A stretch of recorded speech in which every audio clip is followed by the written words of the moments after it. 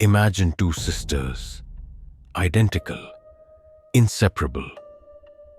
From early childhood, they spoke only to each other, in a language no one else understood. When others tried to reach them, they went completely silent. They never smiled. They never reacted, only stared. Exactly the same, like reflections in a mirror. And then, one day, one of them died.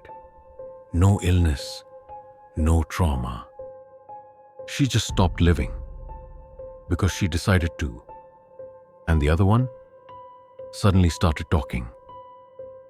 Welcome to Duskwoven. Tonight, we step into one of the strangest psychological cases of the 20th century. Not a ghost story, not a legend, but a real-life mystery that still haunts psychiatrists, journalists, and everyone who's tried to understand the minds of June and Jennifer Gibbons, the silent twins. June and Jennifer Gibbons were born in 1963 in Barbados but raised in Wales. From the very beginning, they were different, isolated, withdrawn.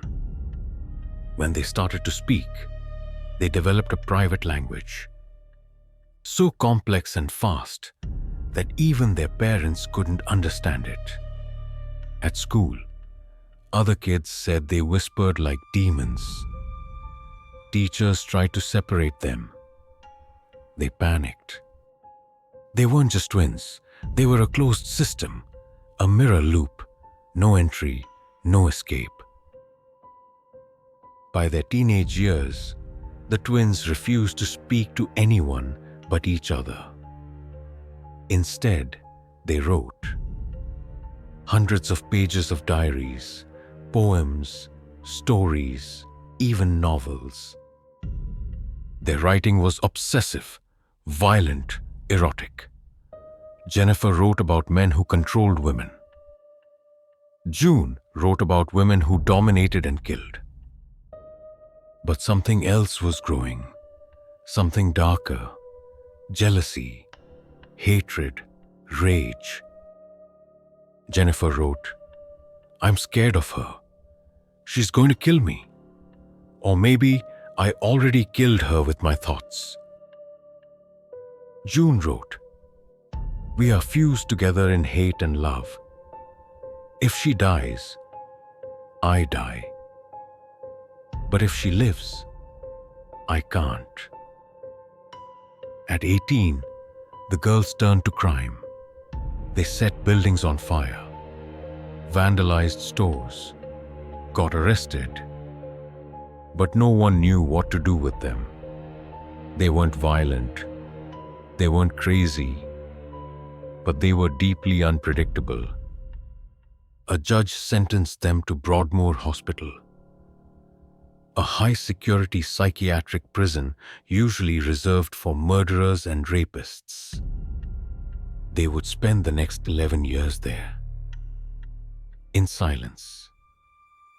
Psychiatrists tried everything: therapy, medications, behavioral training. Nothing worked. They spoke only to each other, sometimes in whispers for hours, but refused to speak even a word to staff. They were described as being two bodies with one soul. One journalist, Marjorie Wallace, managed to gain their trust. She later described an unnerving power dynamic. Jennifer was dominant. June was fearful. But both were addicted to each other, as if one life depended on the death of the other. In 1993, doctors finally agreed to transfer them to a lower security facility. But on the drive to the new hospital, Jennifer suddenly collapsed. No warning, no symptoms. She was rushed to the hospital and pronounced dead. Autopsy report: acute myocarditis, an inflamed heart. But no cause was found. No drugs, no virus. Her heart was healthy. Her body was healthy. June later said, "We had an agreement. One of us had to die. She chose to go." From that moment on, June began to speak clearly, normally, as if something inside had been unlocked. Doctors still debate what happened.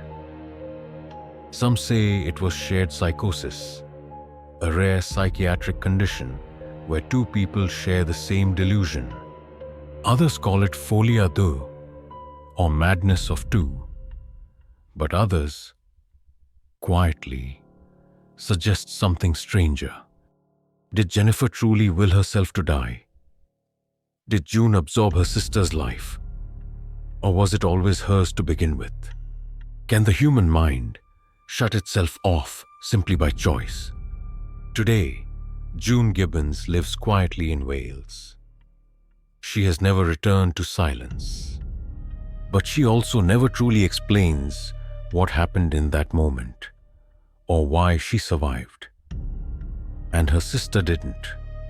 The silent twins never harmed anyone, physically. But they built a world so impenetrable, so private. It consumed them both. Their story isn't a ghost tale. It's something worse. A horror that lives inside the mind. If this story left you with questions, good. That's what we do here on Duskwoven. We follow the shadows because sometimes they lead somewhere darker than we expected. Like, subscribe, and leave a comment below. Do you think one sister killed the other without laying a finger? Or did one soul surrender so the other could finally be free? Until next time, stay in the dark.